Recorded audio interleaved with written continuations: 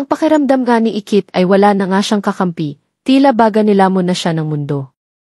Matapos siyang talikuran ni Matthew, ang kaisa-isa niyang inakalang makakaunawa sa kanya, tuluyan na nga siyang nagdesisyong magbitiw sa trabaho at lisanin ang bansa.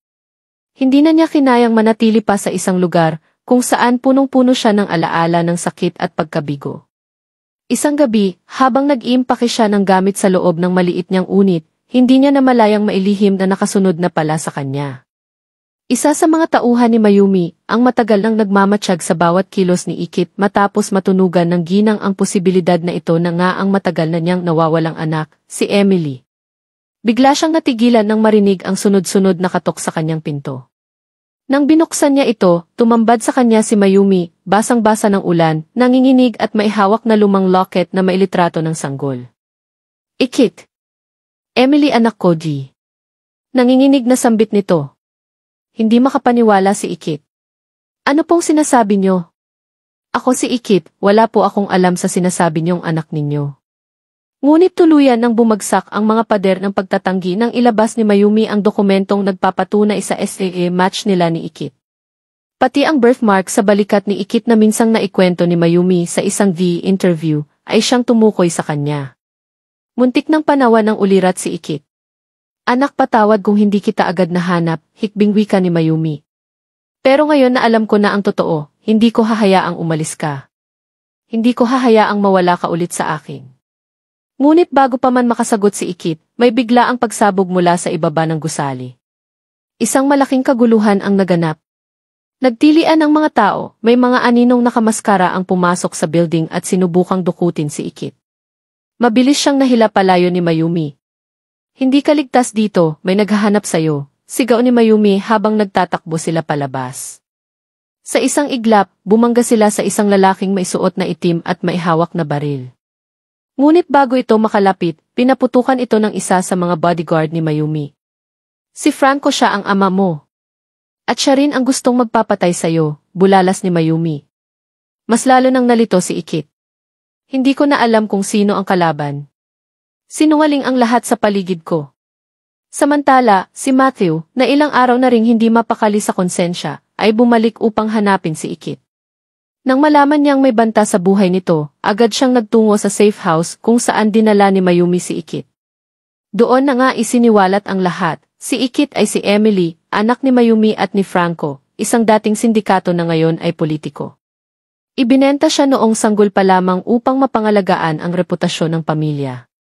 Niloko ka nila, Emily. Pero hindi na kita papayagang masaktan pa, mariing sabi ni Matthew. Ngunit sa hindi inaasahan, sa mismong gabi na iyon, isang video ang lumabas online, isang video na nagpapakitang si Ikit ay isang sangkot umano sa operasyon ng human trafficking, pinangunahan ni Franco. Ang layunin nito, sirain ang pagkatao ni Ikit bago pa man ito makilala ng publiko bilang anak ni Mayumi. Fake yan. Hindi ako yon, sigaw ni Ikit habang pinapanood ang video.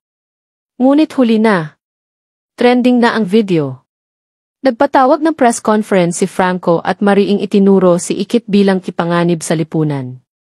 Pinuntirya si Ikit hindi lamang ng mga mamamahayag kundi pati ng mga kasapi ng pulisya na hawak ng mga kalaban.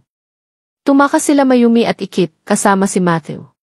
Habang naglalakbay, natuklasan nila ang isang matandang yaya ni Mayumi na nagtago ng katotohanan sa loob ng maraming taon. Ipinakita nito ang orihinal na birth certificate ni Emily na may pirma ni Franco. Patunay na siya ang nagplano ng lahat. Anak, ikaw ang tagapagmana ng yaman ni Franco. Kaya kanya gustong patahimikin. Ikaw ang tunay na banta sa kanya, bulong ni Mayumi. Isang matinding labanan ang naghihintay sa kanila. Hindi lamang laban sa pangalan, kundi laban sa isang sistemang uhaw sa kapangyarihan. Sa tulong ni Matthew, isang planong pagpapabagsak kay Franco ang isinagawa. Kasama rito ang pagbubunyag ng mga ebidensyang hawak ni Mayumi, testimonya ng yaya, at mga papel mula sa sindikato ng ama ni Ikit. Ngunit sa gabi ng paghahayag, may tumama na bala kay Mayumi. Huwag mong hayaan na masayang ang laban na to, huling habilin nito habang dumadanak ang dugo sa kanyang dibdib. Sa pagpanaw ni Mayumi, tuluyan nang nag-apoy ang galit sa puso ni Ikit. Hindi na siya ang dating si Ikit na nagtatago.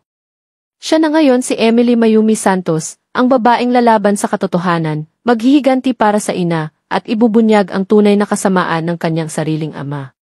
At sa huling eksena, tumayo si Emily sa harap ng kamera ng buong bayan at buong tapang na binunyag ang lahat ng lihim, kasalanan, at kasinungalingan ng taong nagtatago sa likod ng maskara ng pagiging lider. Ang totoo, ako si Emily. Anak ng taong nais akong burahin sa mundong ito. Pero narito ako at hindi ako matatakot. May posibilidad nga na kapag nalaman ni Ikit ang katotohanan tungkol sa kanyang tunay na ina, ay hindi na siya tumuloy umalis ng bansa. At marami nga rin ang pumipigil sa kanyang pag-alis. Lalong-lalo na itong si Drew na pinagalitan pa nga ang kuya niya na si Matthew. Bakit hinayaan nitong mag-resign si Ikit? Kaya naman, ito na nga kaya ang panahon upang magkita na ang tunay na mag-ina. Samantalang critical pa rin nga ang lagay ni Soraya sa ospital at tila wala pa rin siyang malay. Hindi natin alam kung nagkukunwari lang ba si Soraya o iyon talaga ang kanyang nararamdaman. Kaya naman yan at iba pa ang dapat nating pakaabangan. Ngunit hindi dito natatapos ang kwento. Habang si Ikit ay papalapit na sana sa airport kasama ang kanyang mga bagahe, isang di kilalang babae ang biglang humarang sa kanyang daraanan. May suot itong itim na salamin at tila sunod-sunod ang tingin sa paligid na parang may bantang sumusunod. Ikaw ba si Ikit? Tanong nito sa tinig na may bahid ng pangamba. Sino ka? Sagot ni Ikit habang napaatras sa kaba. Kung mahalaga sa iyo ang totoo, sumama ka sa akin. May dapat kang malaman bago ka pa umalis. Dahil sa pagkabigla at pagkausisa, sumunod si Ikit sa babae. Dinala siya nito sa isang lumang gusali malapit lang sa ospital. Sa loob ng silid ay may isang luma at kalmot-kalmot na kahon, at sa loob nito ay mga lumang larawan, sulat, at isang lumang cassette tape na mailabel na, para kay Ikit, mula kay ina. Kinilabutan si Ikit. Habang pinapakinggan niya ang tape gamit ang isang lumang player, narinig niya ang boses ni Soraya. Anak, kung pinakikinggan mo ito, maaaring hindi na ako gumising. Patawarin mo ako. Mahal na mahal kita. Ginawa ko ang lahat para mailayo ka sa panganib. May mga taong gustong wasakin ang buhay mo dahil sa akin. Ang totoo, hindi aksidente ang lahat ng ito. Natigilan si Ikit.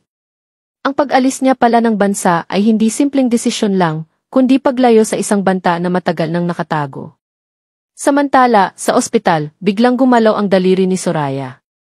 Nakita ito ng nurse na si Lenny, ngunit bago pa man siya makatawag ng doktor, biglang nag-brownout. Sa dilim, isang anino ang pumasok sa kwarto ni Soraya. May hawak itong unan, at tila may balak tapusin na ang buhay ng walang malay na babae. Ngunit bago pa man ito mailapat ang unan sa mukha ni Soraya, biglang dumating si Drew, na may dalang flashlight at tumutok sa lalaki. Tumigil iyay! Sigaw ni Drew. Nagkagulo sa ospital. Nakaligtas si Soraya, ngunit hindi nahuli ang salarin. Ang tanging naiwan ay isang calling card ng isang kumpanya sa Geneva, Switzerland, ang lugar kung saan sana lilipad si Ikit. Coincidence ba ito? Tanong ni Matthew habang sinusuri ang calling card. O may kinalaman ito sa past ni Soraya? Habang gulo-gulo na ang isip ni Ikit, dumating ang balita na si Soraya ay unti-unti nang nagkakamalay. Nagmadali siyang bumalik sa ospital, ngunit sa kanyang pagdating, may isang babaeng nakaitim ang biglang humarang sa pasilyo. Kung papasok ka, hindi ka na makakaalis ng buhay. Tinatakot mo ba ako? Matapang na sagot ni Ikit. Hindi. Binabalaan kita. May mas malalim kang dapat matuklasan. Hindi si Soraya ang tunay mong kaaway. Sa kabila ng babala, pumasok si Ikit sa kwarto ni Soraya. Sa pagdilat ng kanyang ina, sabay silang lumuhan. Ngunit bago pa man siya makapagtanong, may binulong si Soraya sa kanya. Anak, ang tunay na panganib ay nasa loob ng pamilya natin. Ang si Ikit ay nag-decide na nga na umalis na nga ng bansa dahil na nga rin sa mga nararamdaman nga niya at ang maling akala nga niya na iniwasan at iniwan na siya ng tuluyan ng kanyang ina at pati na nga rin ito si Matthew ay hindi na nga rin siya tinatrato ng maayos.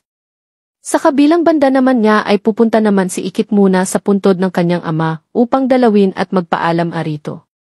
Sabay naman niya nito ay nalaman naman nito ni Mayumi na pupunta nga itong si Ikit sa puntod nga ng ama nito at malamang ito na nga raw ang kanyang matagal na hinihintay na malaman at makumpirma na anak niya nga itong si Ikit. Dito nga ay tama na nga rin ang kutob nga niya na kung saan sinabi na nga kinumpirma nga nito ni Badong na ang ama nga ni Ikit ay si Gani at anak nga nila ito si Ikit. Habang nakatayo si Ikit sa harap ng puntod ni Gani, may biglang lumapit na lalaki, nakasuot ng itim, may sombrerong nakababa sa mukha. Hindi mo siya tunay na ama, bulong ng estranghero bago ito agad tumalikod at lumakad papalayo. Napalingon si Ikit, nanginginig. Ano raw, bulong niya sa sarili. Sinundan niya ng tingin ang lalaki, ngunit agad itong nawala sa likod ng mga nitso. Nabagabag siya, pero mas pinili niyang wag na lang itong pansinin, baka isa lamang itong baliw. Ngunit pagsakay niya ng kotse pauwi, may iniwang sobre sa windshield. Nang buksan niya ito, tumambad ang isang lumang litrato ni Gani, Mayumi, at isang lalaking hindi niya kilala, at sa likod nito, may nakasulat, ang katotohanan ay hindi na ililibing habang may nabubuhay na may alam. Samantala, si Mayumi ay hindi mapakali. Tinawagan niya si Badong para makipagkita. Sa isang tagpong puno ng tensyon, inilabas ni Badong ang isang lumang testamento ni Gani at isang maliit na kahon. Mayumi, ani Badong, ito ang iniwan sa akin ni Gani noon pa. Sabi niya, kapag may isang batang babalik sa puntod niya, ibigay ko raw ito. Binuksan ni Mayumi ang kahon. Nasa loob nito ang isang psychiatric test result at hindi pangalan ni Gani ang ama, kundi isang lalaking nagngangalang Isagani Romero. Natigilan siya. Sino si Isagani Romero? Biglang tumawag si Achoy Del Mundo, ang dating abogado ni Gani. Mayumi, kailangan mong malaman ang totoo. Noon pa man, may sinusubaybay na sa anak mo. At hindi lang iisa. Sa kabilang dako, si Matthew ay nagsisisi sa naging malamig niyang pakikitungo kay Ikit. Matagal na pala niyang alam ang isang lihim, na hindi si Gani ang ama ni Ikit, kundi si E. Manuel Rivera, isang dating siyentistang naging kaaway ng yumaong Gani. Si E. Rivera ay kilala sa underground bilang El Sombra, isang taong konektado sa sindikato ng human trafficking. Tumuwa si Matthew kay Ikit upang harapin ito bago pa ito tuluyang lumipad palabas ng bansa. Ngunit huli na, nakaalis na raw si Ikit patungo sa isang pribadong airstrip. Nang makarating si Matthew sa airstrip, isang itim na igu ang sumalubong sa kanya. Bumaba rito si Angela, ang dating yaya ni Ikit na pinaniniwala ang matagal ng patay. Matthew, ani Angela, hindi mo siya dapat hayaan umalis. May nagmamanman kay Ikit. Hindi siya ligtas. Samantala, habang nasa eroplano, nakatanggap ng anonymous message si Ikit sa kanyang tablet. Isang video na nagpapakitang buhay ang kanyang tunay na ama, si E. Manuel Rivera, na nakakulong sa isang underground facility sa Mindoro. Sa dulo ng video, isang boses ang narinig, Ikit, ikaw ang susi. Ikaw lang ang makakalaya sa akin. Gimbal si Ikit. Hindi na niya alam kung saan siya lulugar. Kaya't agad siyang nagdesisyon na lumiko ang eroplano patungong Pilipinas muli, hindi na tinuloy ang pag-alis. Sa bahay ni Mayumi, isang malakas na pagsabog ang yumanig sa paligid. May sumabog na sasakyan malapit sa gate, at nakita ng mga gwardiya ang isang lalaking nakatakip ang mukha na tumakbo palayo. Agad dumating ang mga pulis at isang sulat ang natagpuan sa lugar ng pagsabog. Huwag niyong ilalapit si Ikit sa katotohanan. O kayo ang susunod. Muling nagtagpo sina Ikit, Mayumi at Matthew sa isang safe house. Doon ibinunyag ni Mayumi ang lahat, Ikit, totoo, anak kita. Pero hindi si Gani ang ama mo. Isa kang bunga ng isang eksperimento. At ang kalaban natin ay hindi basta tao. Isa siyang anino ng nakaraan. Nang magsimula na sanang magsalita si Ikit, biglang may umalinggaw na putok ng baril mula sa labas ng safe house. Pumasok sila, sigaw ng isang bodyguard. Nagkaputukan.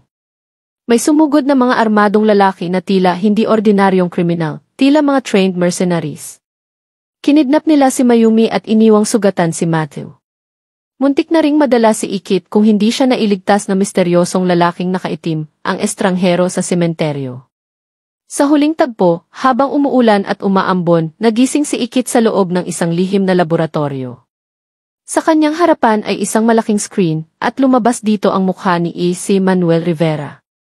Anak, sambit nito. Panahon na para malaman mo ang misyon mo. Hindi ka lang basta anak ng isang ina. Isa kang susi sa pagbagsak ng sistemang kinalakhan mo. Ito nga si Soraya, unti-unti nang gumaganda ang kanyang kalagayan. Ngunit mahihirapan pa ring makarecover ang kanyang katawan dahil sa matinding pinsalang tinamo nito matapos siyang mabagsakan ng mga bakal sa hindi pa rin malinaw na pangyayari. Ayon sa mga doktor, himala ang pagkakaligtas ni Soraya, pero tila may mga bagay na mas malala pa kaysa sa pisikal na pinsala. Sa kanyang paggising, wala siyang nararamdaman sa kanyang katawan, tila manhid at nanlalamig. Hindi rin siya makapagsalita ng maayos, kaya't puro luha lamang ang kanyang nagiging sagot sa bawat tanong ng doktor. Hindi pa rin niya batid ang buong sakuna. Pero habang siya ay tuluyang bumabangon, may mga aninong nagsisimulang gumalaw sa paligid niya. Samantala, sa labas ng ospital, isang lalaki ang palihim na nagmamatsyag. Nakasuot ito ng itim, may takip ang mukha, at tila may dalang malaking sikreto. Siya si Tio Lando, dating tauhan ni Don Victor, ang lalaking iniwan ni Soraya noon upang makalaya sa madilim na nakaraan. Ngunit ngayong muling nabalitaan ni Don Victor ang sinapit ni Soraya, utos niya kay Tio Lando, tapusin mo na ang problema bago pa siya makapagsalita. Lingid sa kaalaman ng mga doktor, may naganap na sabotahe.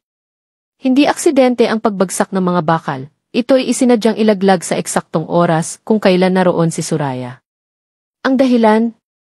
Siya lamang ang natitirang testigo sa kasong maaaring magpabagsak sa mga makapangyarihang tao sa syudad ng San Bartolome. Ngunit may isa pang karakter ang papasok sa eksena, si Angela, isang nurse na hindi ordinaryo. Isa siyang undercover agent na matagal nang sinusundan ang kasong kinasasangkutan ni Soraya. Napansin ni Angela ang kakaibang kilos ng ilang bantay sa ospital, mga hindi nakarehistrong security personnel na tila may itinatago. Habang unti-unting nakakabawi si Soraya, biglang nag-brownout ang buong ospital isang gabi. Nag-ingay ang mga makina. Nagpanik ang mga nurse. At doon sinubukang patayin si Soraya gamit ang isang syringe na may laman daw na T-vitamin, ngunit hindi ito dumaan sa protocol. Mabuti na lang at naaktuhan ito ni Angela na agad siyang pinigilan at sinigawan, walang ganitong gamot sa schedule niya. Tumawag ng security. Nang mahuli ang tauhan, bigla itong umiti. Hindi niyo mapipigilan ang darating, wika nito bago tumawa at nilunok ang isang kapsula sa kanyang bibig. Nag-collapse ito sa mismong harapan nila. Habang iniimbestigahan ang nangyari, natuklasan ni Angela ang isang file na may pangalan ni Soraya sa ilalim ng pangalang code, Marikit Negatibo 0 Siyam. At sa folder na iyon, may litrato siya, kasamang mga kilalang opisyal ng gobyerno at ilang pulis. Lalong lumalalim ang misteryo.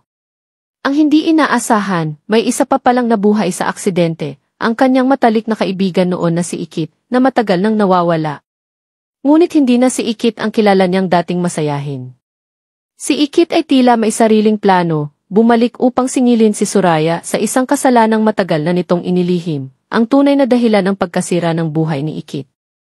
Mula sa kanyang kinahihigaan, nagsimula ng mag-flashback ang alaala ni Soraya.